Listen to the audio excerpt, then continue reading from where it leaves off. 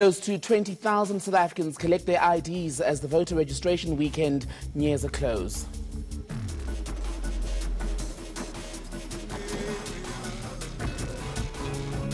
A final farewell for a national hero. Zimbabwe lays its beloved Duku to rest. We'll speak to Pindai Dube, who's at the funeral. And rescuers resume their search for survivors of Brazil's deadly dam collapse.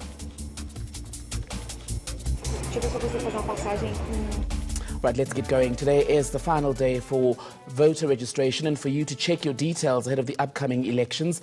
The IEC says that 140 voting stations have been affected by sporadic protests since the voter registration weekend began yesterday. Keeping abreast of the situation in KwaZulu-Natal is our reporter Siphamandla Goge, who is live to us now. And Siphamandla, you are in the Durban CBD. Last week we had, yesterday I should say, we had issues with some protests as well as bad weather. Are we seeing more of the same? Absolutely. 4 stations were unable to open on time today. 2 of them are somewhere in Indwedwe, which is the north of Durban. They were affected. The gravel roads there were affected by heavy rains last night. 1 station in Ulundi, northern KwaZulu-Natal, didn't open on time because, according to the IEC in the province, there were issues with the service provider who did not deliver the materials there. And 1 station in Jozini, which is far north, did not open because there is an ongoing service delivery protest there. But let me take you back to yesterday. 1 station in Bellington near Durban was burnt down by angry protesters who were complaining about what they call lack of service delivery. So those issues are ongoing today, service delivery protests around KwaZulu-Natal. But we must say that it's just a fraction. Only 4 stations out of 4,886 did not open on time. And the one in Bellington, which was burnt down, it's actually a community hall.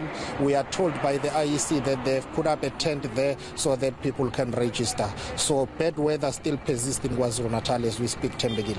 Let's speak for a moment about the IEC and the police's ability to respond to the protests that have disrupted registration in parts of KZN. Does it seem to have improved? Because we do see this sort of thing around election time quite often.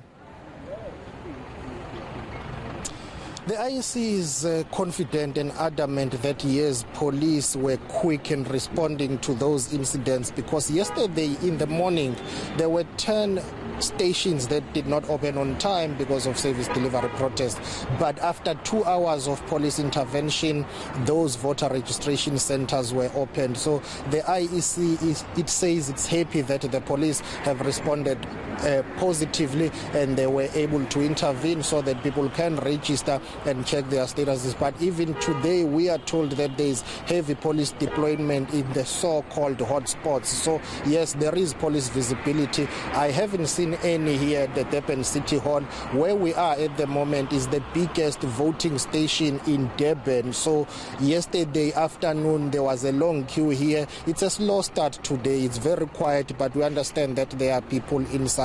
We are anticipating that it will pick up by this afternoon, because you would recall it's a Sunday. Many people have gone to church and others are busy doing their things. So they are hoping to come to the voting stations in the afternoon.